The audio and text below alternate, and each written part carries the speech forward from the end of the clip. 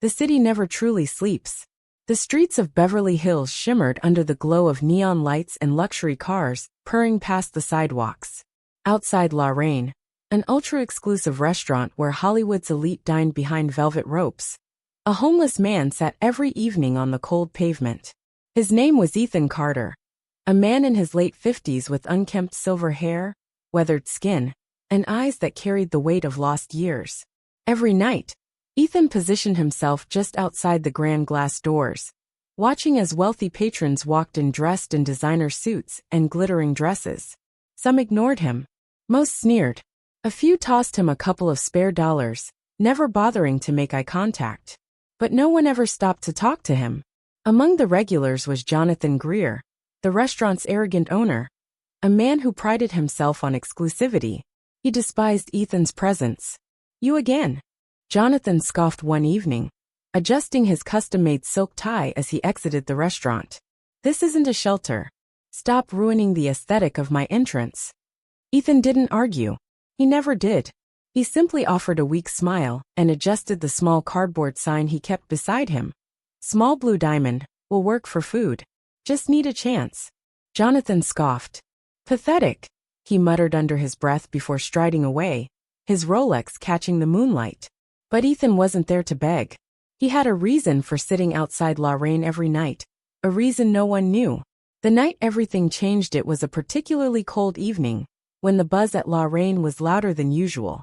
The restaurant was hosting a private VIP-only dinner, something about a Hollywood legend being in town. Security was tighter. The paparazzi swarmed the sidewalks like vultures. Ethan, as always, remained quiet in his corner, tucking his hands into his worn-out coat. He had heard whispers about who the guest of honor might be, but it didn't matter.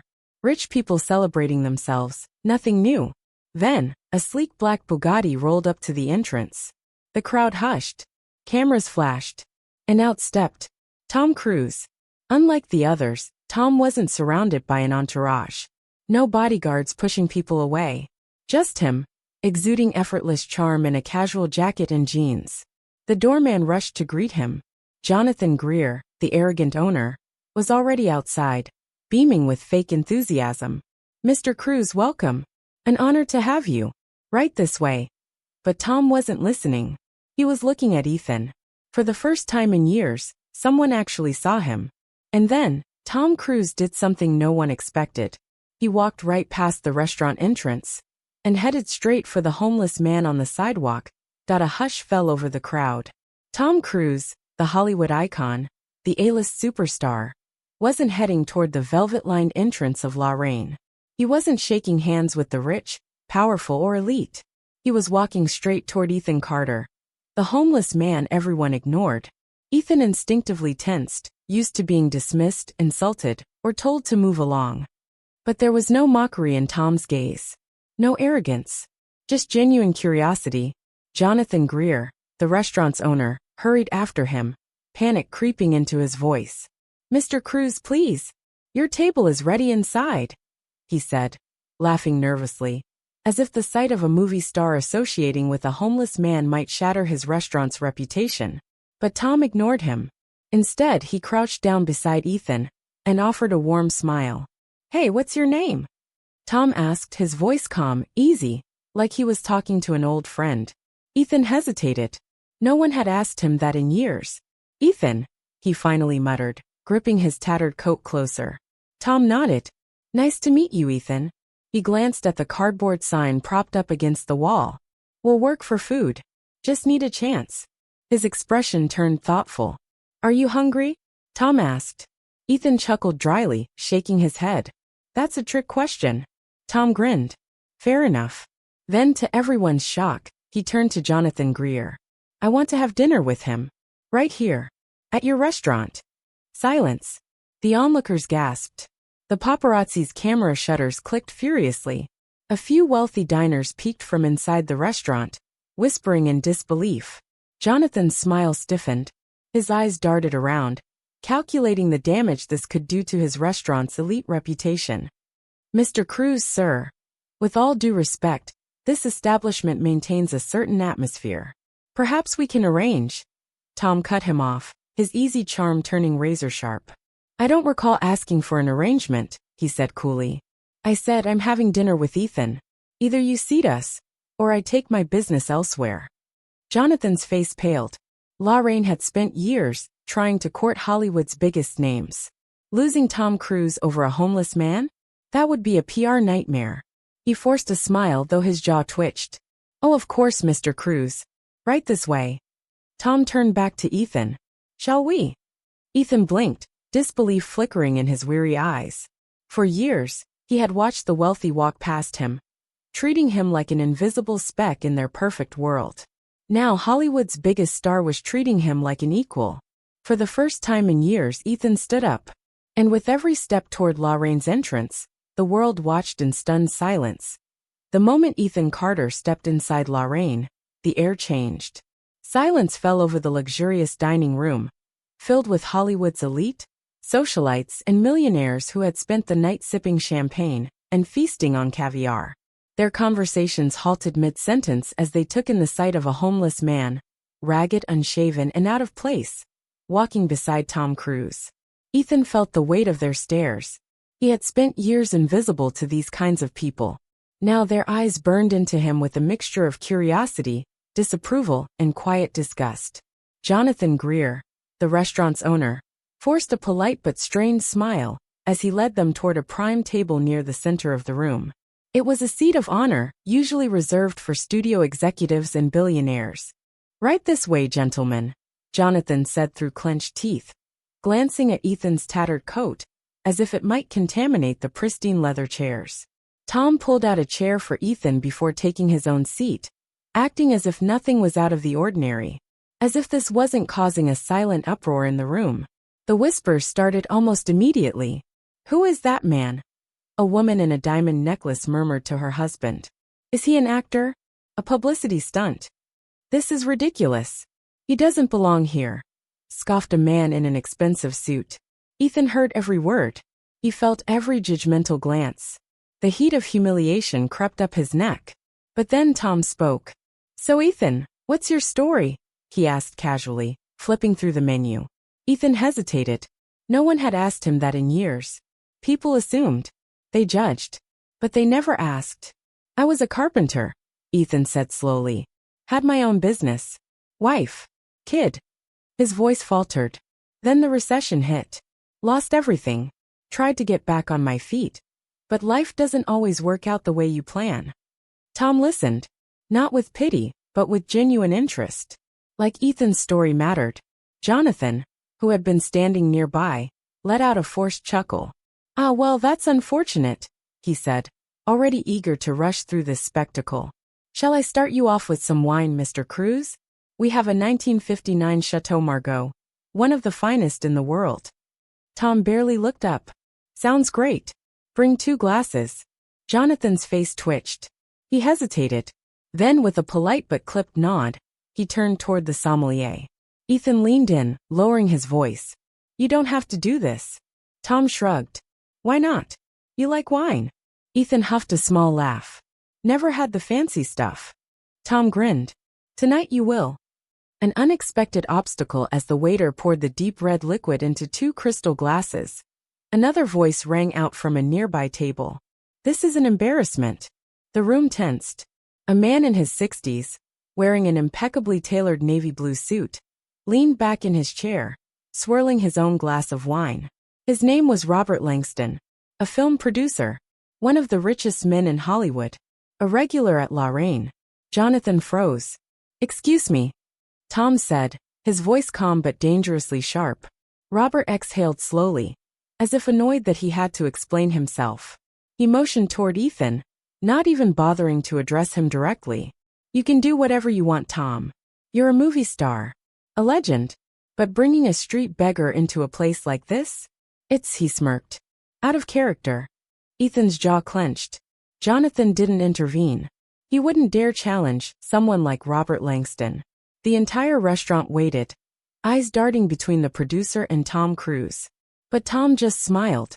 Too calmly. You ever hear the story of the king and the beggar, Robert? He asked, casually sipping his wine. Robert raised an eyebrow. I can't say I have. Tom leaned in slightly. It's about a wealthy king who once mocked a poor beggar on the street. Thought he was better than him. But one day the king lost everything. His money, his castle, his crown. And you know who was the only person who helped him? Silence. Tom let the moment stretch. Then he took another sip of wine. The beggar. A thick tension hung in the air.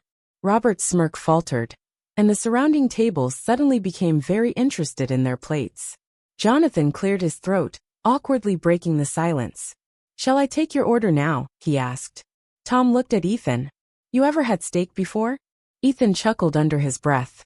"Not in this lifetime." Tom grinned and handed the menu back to Jonathan. 2 filet mignons, medium rare, and whatever he wants for dessert. Jonathan gritted his teeth but nodded. "Of course, Mr. Cruz." As he walked away, Robert Langston said nothing. The arrogant smirk was gone. For the first time that night, he looked uncomfortable. And Ethan Carter, the homeless man everyone ignored, felt just a little taller in his seat. Ethan sat at the table, his fingers resting lightly against the crisp white linen. The surreal nature of the evening settled on him like a fog. Just an hour ago, he had been a forgotten man, another invisible soul surviving on the outskirts of a world that had left him behind. Now he was seated in one of the most exclusive restaurants in Beverly Hills, drinking a wine that probably cost more than everything he had ever owned. And yet the weight of the stares, the hushed conversations, the eyes that refused to look away, it was suffocating. Across from him, Tom Cruise was completely unfazed. He leaned back in his chair, sipping his wine with an ease that made it seem as if he had done this 100 times before. But Ethan could feel the tension radiating off the people around them. A few tables away, Robert Langston still simmered in his seat, his jaw tight. Other diners glanced at him, waiting to see if he would escalate the situation. He was a man who wasn't used to being challenged, and certainly not by a fellow industry giant like Tom. Jonathan Greer returned to their table, placing 2 plated steaks in front of them, with a barely concealed grimace. The golden brown crust of the filet mignon gleamed under the soft restaurant lights, the scent of butter and herbs filling the air. "Enjoy your meal," Jonathan said stiffly, lingering for a fraction of a second too long. Tom, unfazed as always, picked up his knife and fork. He cut into the steak, took a bite, and gave a small nod. "Not bad," he mused. Ethan hesitated. The meal before him looked almost too perfect, too unreal. He felt the way his hands trembled slightly as he picked up his utensils. His fingers had spent years gripping cardboard signs, worn blankets, and the edges of tattered gloves, not fine silverware. But then he heard the whispers again. Does he even know how to eat properly? This is absurd. Tom's ruining his own reputation. Ethan's grip tightened on the knife. Screw them. He cut into the steak, the tender meat parting easily beneath the blade. He placed the piece into his mouth, and the taste hit him like a shockwave. It was buttery, rich, savory in a way he had long forgotten. His eyes fluttered shut for a brief second, savoring the warmth spreading through him. Across the table, Tom grinned. "Good, huh?" Ethan swallowed and exhaled a small laugh. "Yeah, he shook his head. "I don't even have the words for it." Tom leaned in slightly. "Let me guess, last time you had steak, it was some frozen supermarket brand." Ethan chuckled. "Man, the last time I had steak, my kid was still in diapers." Something flickered in Tom's eyes. Not pity, understanding. But before he could say anything, Robert Langston's voice cut through the air again. "You're making a spectacle of yourself, Tom." The restaurant went dead silent again. Tom set down his fork slowly, as if savoring the moment before responding. "Am I?" Robert exhaled sharply, his annoyance palpable. He waved a hand dismissively in Ethan's direction. "This isn't about charity. It's about class. You can throw a homeless man a few bucks, sure. That's kindness. But this," he gestured around them, eyes narrowing. "This is a joke. It's performative nonsense. You're dragging a man into a world he doesn't belong in, just to prove some point." Ethan stiffened. His appetite vanished. This was what they all thought, wasn't it? That he didn't belong. That he was out of place. But before the shame could settle in, Tom spoke. "That's funny," he said, leaning forward, his voice even and measured. "Because I don't remember asking your permission, Robert." A few gasps rippled through the room. No one spoke to Robert Langston like that. Tom tilted his head. I get it. You live in a world where people like Ethan don't exist. Or at least you wish they didn't.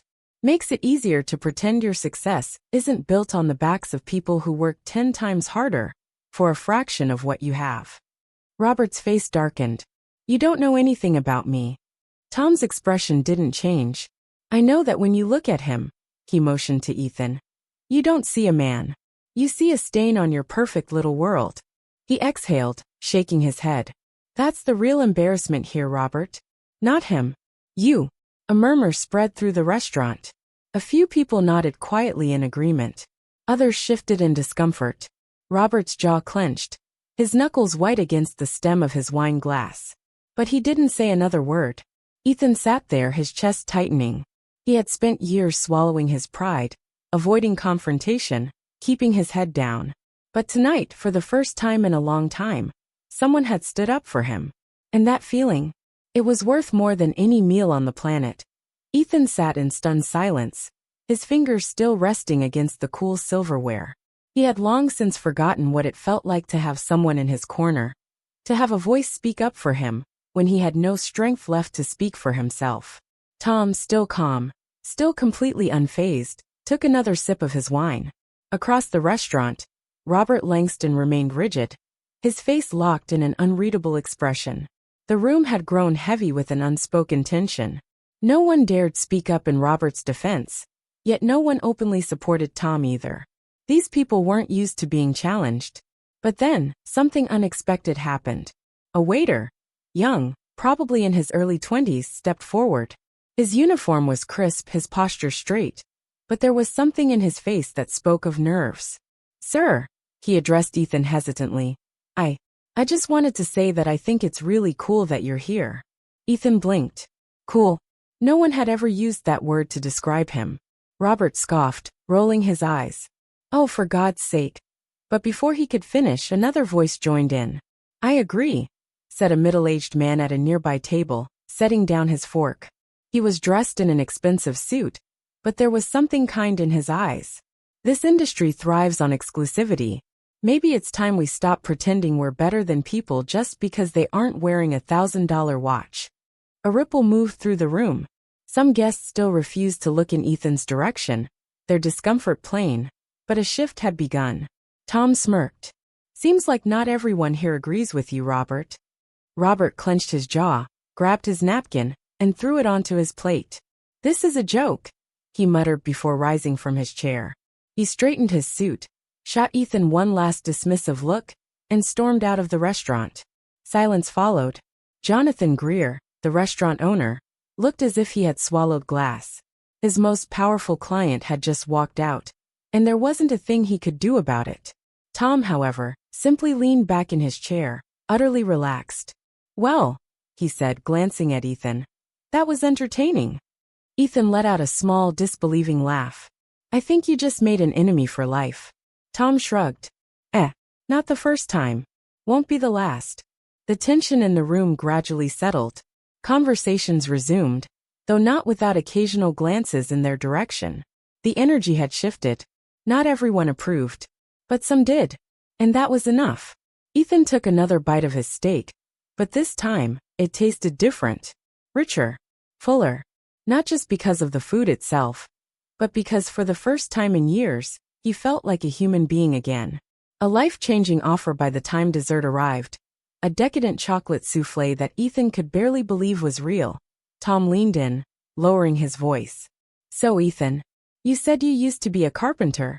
Ethan nodded, dabbing at his mouth with his napkin. Yeah. Owned my own shop. Built furniture, cabinets, all of it. Used to do custom work for people around town. His voice turned wistful. Loved it too. Working with my hands, creating something that would last. Tom tapped his fingers on the table thoughtfully. You ever think about getting back into it? Ethan let out a small, humorless chuckle. Of course. But you don't just walk back into that kind of work after losing everything. You need tools, space, money. And let's be real, he exhaled. People don't exactly line up to give guys like me a second chance. Tom studied him for a long moment, his expression unreadable. Then, with an easy smile, he asked, What if I told you I know someone who might want to hire you? Ethan froze. What? Tom leaned back.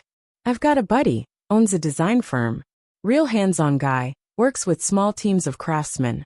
He's always looking for good people. I could introduce you. Ethan blinked. You're serious? Tom grinned. Dead serious.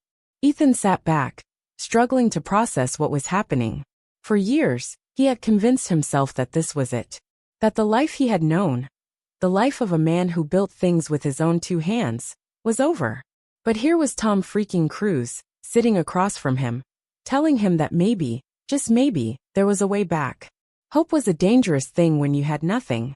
It could lift you up, only to let you crash back down even harder. And yet, for the first time in years, Ethan Carter felt something he had almost forgotten existed. Possibility. Ethan sat there, his mind racing. A job. A real job. A second chance. For years, he had lived day by day, surviving on scraps ignored by society. Now one conversation, one act of kindness had changed everything. But doubt crept in, whispering cruel truths he had come to accept. Why would this guy help me? Ethan's voice was quiet, but his eyes held the weight of his uncertainty. You don't even know me. Tom leaned back in his chair, considering him. I know enough. I know you built something from nothing once. And I know life knocked you down. But you're still here. You're still standing. He shrugged. That's more than I can say for a lot of people. Ethan looked away, rubbing a hand over his face. You don't get it. Guys like me, we don't get happy endings. We don't get people walking in and fixing our problems. Tom's expression didn't change. I'm not fixing anything, Ethan. I'm giving you a door. You decide if you want to walk through it. Ethan swallowed. It sounded simple. Too simple. But wasn't that what he had been waiting for? A hard truth across the restaurant. Jonathan Greer had been watching, his jaw tight. He had lost his biggest client tonight, Robert Langston. But that wasn't the worst part. The worst part was that, for the first time, he was the one who felt like an outsider in his own restaurant. He cleared his throat, stepping forward with his usual fake smile. Mr. Cruz, I trust everything is to your satisfaction? Tom turned to him with a polite nod. Yeah, actually. But I do have a question. Jonathan stiffened. Of course. Tom leaned forward, placing his elbows on the table. How long has Ethan been sitting outside your restaurant? Jonathan faltered. I don't keep track of these things. Ethan spoke up, his voice even. 3 years. Jonathan's face tightened. He opened his mouth, but Tom cut him off. 3 years. That means for 3 years, you and every person who walked through that door had the power to change his life. And you did nothing. Jonathan's mouth pressed into a thin line. With all due respect, Mr. Cruz, this is a business. I can't feed every person who sits outside my door. Tom nodded slowly, tapping his fingers against the table. Then he set his napkin down, pushed his chair back, and stood up. Ethan watched as Tom reached into his wallet and pulled out a thick stack of cash. He set it on the table, but not for the meal. This, Tom said, his voice clear. Asterisk is a donation. To start a pay-it-forward program. Anyone who walks into this restaurant and can't afford a meal, you feed them. No questions asked. Jonathan's face drained of color. Mr. Cruz, Tom's eyes locked onto his. Unless you'd rather I take my business somewhere else. The restaurant held its breath. Ethan stared at Tom, his chest tight. No one had ever done something like this. Not for him. Not for anyone like him. After a long pause, Jonathan forced a thin smile. Of course, Mr. Cruz. We'd be honored. Tom clapped a hand on Ethan's shoulder. Good. Because something tells me you won't be sitting outside anymore. The next step, as they stepped out of Lorraine, the cool night air wrapped around them. Ethan inhaled deeply. The world felt different. Lighter. Tom turned to him. I'll set up that meeting for you tomorrow. Ethan nodded, his throat tight with emotions he couldn't name. I don't know how to thank you. Tom smiled. You don't have to. Just don't waste it. Ethan swallowed hard. For the first time in years, he believed that he wouldn't. He turned to walk away but then stopped. Tom. Tom raised a brow. Yeah. Ethan grinned. You ever need a table built? First one's on the house. Tom let out a laugh. Deal. And with that, Ethan Carter walked into his future. The next morning, Ethan Carter woke up in the same alley he had called home for years. But for the first time in a long time, he didn't feel trapped. Instead of dreading the day ahead, he felt something unfamiliar: hope. He sat up, rubbing his face, his mind still replaying the events of the previous night. The meal, the humiliation, the stares, the moment Tom Cruise had stood up for him, and then the offer, the chance to get his life back. It didn't feel real. But as Ethan looked down at his hands, rough, calloused hands that had once built homes, cabinets, entire kitchens from scratch, he knew one thing. He wasn't going to waste this opportunity. A door opens that afternoon. Ethan walked into Reynolds Custom Woodworks, the design firm Tom had mentioned. The shop smelled of fresh-cut wood and varnish. Tools hung neatly on the walls, and long wooden slabs lined the workbenches. The sound of sanding and chiseling filled the air. It felt like home. A tall, bearded man in a flannel shirt noticed Ethan and walked over. "You must be Ethan," he said, offering a firm handshake. "Tom called this morning. Said you were looking for work." Ethan hesitated before gripping the man's hand. "That's right." The man nodded. "I'm Mike Reynolds. This is my shop. I don't care where you came from. I just care if you can work." Ethan glanced around at the wood, the tools, the half-built furniture. Something inside him stirred. "I can work," he said. Mike nodded toward a workbench. "Prove it." Ethan exhaled slowly. This was it. His chance. He picked up a block of wood, running his fingers over the grain. The weight was familiar. The feel of it natural. He grabbed a chisel, lined up the edge, and began to carve. At first, his hands trembled from years of disuse. But then muscle memory kicked in. The wood shaved away effortlessly, smooth and precise. Mike watched, arms crossed, his face unreadable. Minutes passed. Then an hour. Finally Ethan stepped back. The piece, a beautifully detailed chair leg, was complete. Mike picked it up, examining it closely. Then to Ethan's shock, he let out a low whistle. "Damn. You weren't lying." Ethan swallowed hard. "So, do I get the job?" Mike smirked. "You just did." A new beginning. A week later, Ethan was no longer sleeping on the streets. His first paycheck had allowed him to rent a small room in a shared house. It wasn't much, but it was his. And every morning, he walked into Reynolds Custom Woodworks with purpose. He worked harder than anyone. He stayed late. He took extra shifts. He remembered what it felt like to create something with his hands again. One afternoon, after finishing a custom bookshelf, he took out a scrap piece of wood and began carving. When he was done, he set the piece on the shelf and stepped back. It was a nameplate. Ethan Carter, craftsman. He stared at it for a long time, running his fingers over the letters. For the first time in years, he was someone again. A familiar face. A month later, the shop phone rang. Mike answered. Reynolds Custom Woodworks. There was a pause, then Mike grinned. He turned to Ethan. "Hey, it's for you." Ethan frowned, wiping his hands on his work apron. "Me?" Mike held out the phone. "It's Tom." Ethan's stomach tightened as he took the receiver. "Hello." Tom's familiar voice came through. "How's the new job treating you?" Ethan smiled, glancing around the workshop. His workbench. His tools. His nameplate. His life. "It's good, Tom. It's really good." Tom chuckled. "I knew it would be. Listen, I've got a favor to ask." Ethan raised a brow. "A favor?" "I need a custom dining table," Tom said. "Think you can make one for me?" Ethan let out a slow breath, his heart pounding. "I'd be honored." A month later, Ethan Carter stood in Reynolds Custom Woodworks, running his fingers over the smooth surface of the custom dining table he had built for Tom Cruise.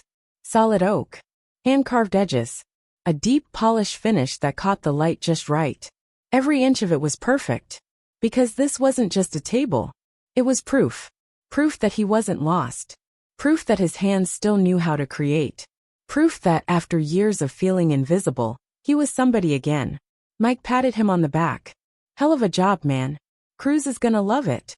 Ethan exhaled. "Yeah, hope so." A few days later, Tom walked into the shop. No cameras. No entourage. Just him. When he saw the table, he ran his hands over the wood, nodding slowly. "Damn," he murmured. "You really are good." Ethan chuckled. "Told you." Tom smiled. "I never doubted it." He reached into his jacket pocket and pulled out a thick white envelope. Payment, Tom said, holding it out. Ethan hesitated before taking it. The weight of it told him this was more than what the table was worth. His fingers trembled as he opened the envelope. Inside wasn't just cash. It was more money than he had seen in years. His throat tightened. Tom, this is too much. Tom shook his head. No, it's not. It's what you're worth. Ethan looked away for a moment, blinking back the heat behind his eyes. For years he had been tossed pennies. Now someone was finally telling him he deserved more. He swallowed hard. Thank you. Tom grinned. Don't thank me. Just promise me one thing. Ethan raised a brow. What's that? Tom stepped back, motioning around the workshop. One day, when someone else is sitting outside, waiting for a chance, you'll give it to them. Ethan looked at his hands. Calloused. Strong. Capable. He thought of the years he had spent on the sidewalk, waiting for someone to see him. And now here he was. Standing. Whole. Worthy. A slow smile stretched across his face. I promise. Tom nodded, satisfied. Good. He clapped Ethan on the back. Now, let's get this table to my house. Ethan chuckled. You're carrying the heavy end. Tom laughed. Fair deal. As they loaded the table into the truck, Ethan took one last look at the workshop. This wasn't the end of his story. It was just the beginning. Takeaway message. Sometimes, all a person needs is for someone to believe in them. And when they do, they rise.